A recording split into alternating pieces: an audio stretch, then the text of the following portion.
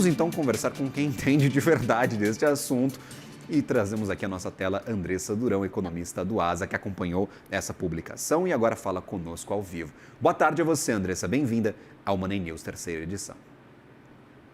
Olá, boa tarde, tudo bem, Gabriel? Obrigada pelo convite. Alguma surpresa em relação à tomada de decisão? Tinha uma parte não desprevisível do mercado que acreditava que os juros iriam subir nessa decisão do Fed. É por isso que eu faço essa pergunta. O que a gente consegue tirar de qualitativo da manutenção de juros do dia de hoje? Tinha uma parte não desprezível do mercado, mas se a gente olhar para todas as apostas dos economistas, era consenso de que não subiria a taxa de juros hoje.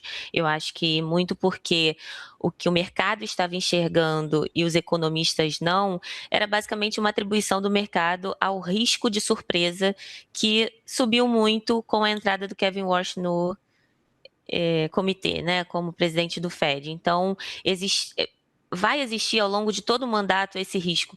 Acho que a gente vai passar por isso nas próximas reuniões, ficar com medo de ele surpreender o mercado. Então, eu acho que nos últimos dias essa probabilidade de alta hoje no mercado foi subindo por conta desse risco, desse fator surpresa que é maior na presidência dele, mas de fato os dados não mostravam uma mudança na reação do Fed, uma mudança de cenário que fosse consenso dentro do Fed para que eles subissem juros hoje. E aí a gente não viu, né, nenhuma novidade também no comunicado, então a novidade, se vier, vai ficar por conta da coletiva.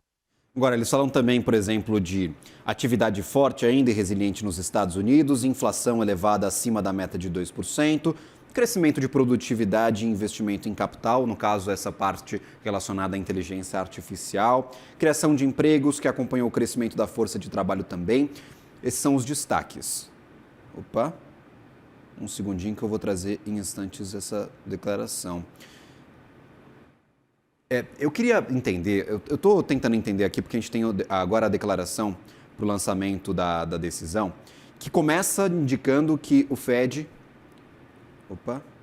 teve uma o comunicado do Fed foi decidido por 9 votos a 3. Então a gente tem aqui, votaram por essa medida de política monetária Hammack, Kashkari, Lori Logan, que preferiram elevar a meta para a taxa de juros nos fundos federais. Então, eu falei votaram contra, né? Votaram Eu acho contra a que o manutenção de mercado juros, estava né? esperando um dissenso de 2 votos só, então aí a gente pode entender como uma surpresa rock, tá? Perfeito. Mas assim, não uma big surpresa, na verdade, você tinha uma sinalização de que o Kashkari era inclinado a mais altas do que quedas também, então ele já tinha esse viés mais rocks, mas o mercado estava apostando mais que Hammack e Logan votariam por uma alta só. Então você teve 3 dissensos em vez de 2, foi um pouquinho mais rocks do que o esperado, olhando para a votação.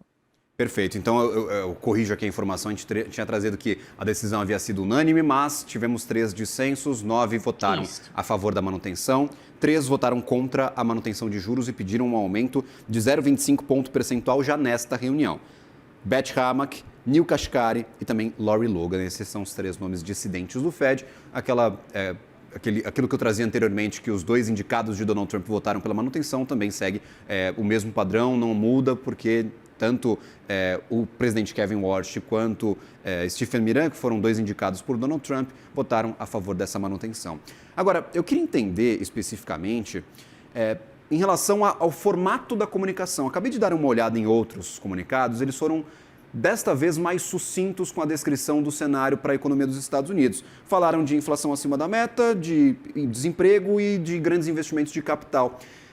Mudou algo? Você percebe que mudou em algum formato essa voz do Fed para comunicar a decisão, ou Andressa? Não teve nenhuma mudança. Inclusive, isso talvez seja uma sinalização de que também não haja mudança no tom dele na coletiva. Eu acredito que ele vai manter o mesmo discurso também. Então, é uma sinalização ali de que, apesar de o dado de inflação do CPI ter vindo mais fraco entre reuniões, eles continuam avaliando a inflação como acima da meta, uma inflação elevada. Isso poderia ser um sinal rock, mas como ninguém esperava que houvesse mudança mesmo nesse parágrafo, não é uma surpresa para o mercado, mas é um sinal positivo de que eles ainda estão avaliando a inflação como elevada e acima da meta, mesmo com essa desaceleração que a gente viu, uma surpresa baixista no CPI, que levou a uma aposta de Core PCI menor para o mês de junho. Isso indica que talvez para o Fed isso não tenha sido um fator Dove. E a parte de mercado de trabalho e da parte, né, que eles falam de investimentos, produtividade, também permaneceu inalterada no sentido de que mesmo com essa desaceleração também do payroll entre reuniões, ou seja, a gente teve um dado considerado dovish, de certa forma, foi um dado que veio mais fraco que esperado, também não foi motivo para o Fed mexer no comunicado e adotar uma mudança de cenário que a gente percebesse como mais dovish. Então, mesmo com um dado mais fraco de mercado de trabalho e um dado mais fraco de inflação, ele continua avaliando que o mercado de trabalho é sólido e que a inflação é elevada. Então, o cenário do Fed ainda é um cenário que indica possíveis altas de juros à frente. Mas como não houve mudança, então eles preferiram não fazer isso agora, porque eles não enxergam que o cenário está mais inflacionário do que a reunião anterior. Então, é uma decisão que reflete, eu acho, uma mudança quando a gente olha para esse dissenso. Então, tem mais pessoas votando por alta de juros do que por manutenção, mas ainda não é o suficiente para convencer um comitê inteiro a subir juros antecipadamente. Então, provavelmente a alta vai ficar para setembro mesmo. Perfeito. E aí, por exemplo, quando a gente olha para a extensão do comunicado, não necessariamente aos pontos de defesa, o Kevin Warsh já disse anteriormente que ia mudar a comunicação do Fed, talvez falar um pouco menos.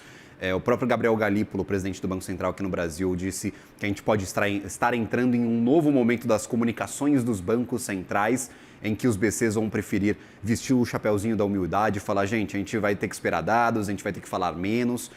Isso já é percebido nos dois comunicados de Kevin Warsh, mudou um pouco, porque quando eu olhei aqui o comunicado de abril, eu vi talvez um comunicado um pouco mais extenso e se demorando um pouco para explicar estes cenários. Existe essa percepção ou é só loucura da minha cabeça aqui, batendo o olho nos comunicados? Não, abril, quando ele ainda não estava, era a gestão do Powell. Perfeito. Aí a gente teve a reunião de final de maio, início de junho, que já era o Kevin Warsh, aí já veio um comunicado compacto como esse de agora. Perfeito. Foi bem parecido, né? Não teve praticamente nenhuma alteração, a não ser eles falando que eles trocaram só uma palavrinha, mas que ela não muda a interpretação. E adicionaram os dissensos. Então, acho que a única informação que o comunicado traz é o dissenso de 3 pessoas votando por alta, em vez de ser uma decisão unânime. Nada além disso. Então, isso abre a gente espaço, não tem... Andressa, para em setembro... o mercado coloca esse cenário, né? Setembro vai subir juros. Essa é a abertura que a gente vê, então. Sim, eu acho que o comunicado diz para a gente, de fato, nós vamos provavelmente caminhar para o cenário que o mercado estava desenhando até uma semana atrás, que era uma alta em setembro, e não vamos precisar fazer isso correndo com urgência, porque os dados não mostraram isso para a gente.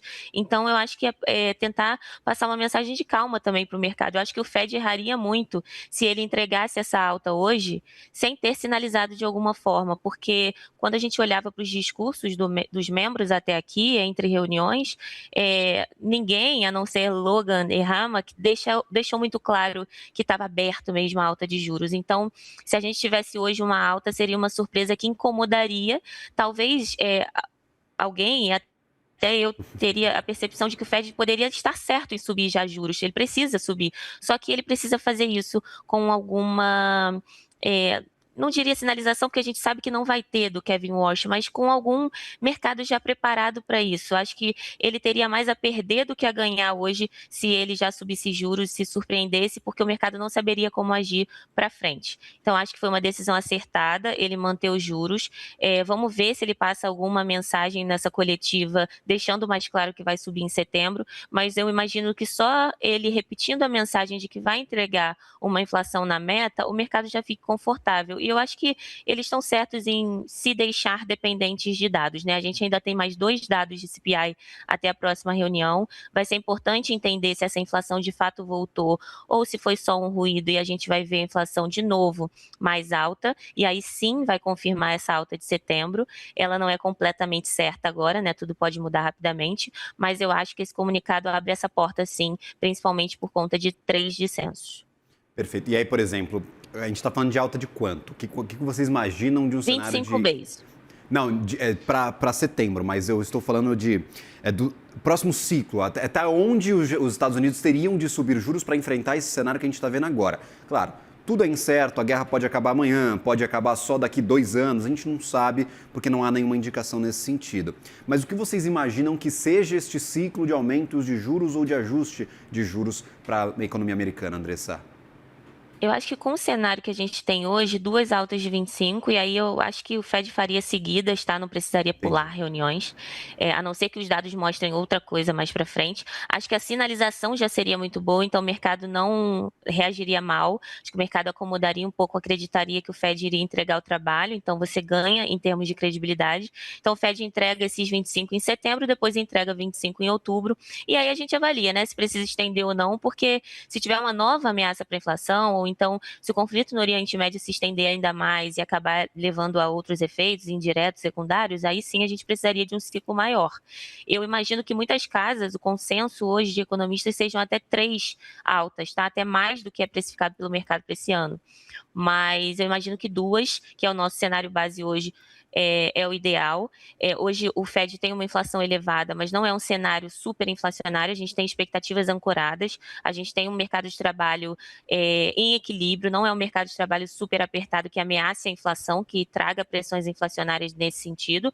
Então hoje os nossos riscos para a inflação, eles são muito mais de choques que têm acontecido recorrentemente na economia e também uma inflação de serviços que está persistente, que está demorando a baixar. Mas eu imagino que com uma taxa um pouco mais acima do neutro, né, que é o que a gente considera que está hoje, já seja suficiente para o Fed manter por um período e acabar fazendo esse trabalho de pelo menos convergir para a meta no ano que vem.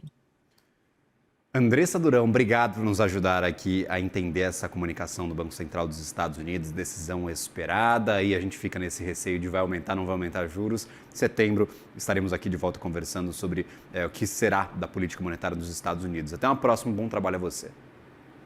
Vocês também, tchau, tchau. Valeu.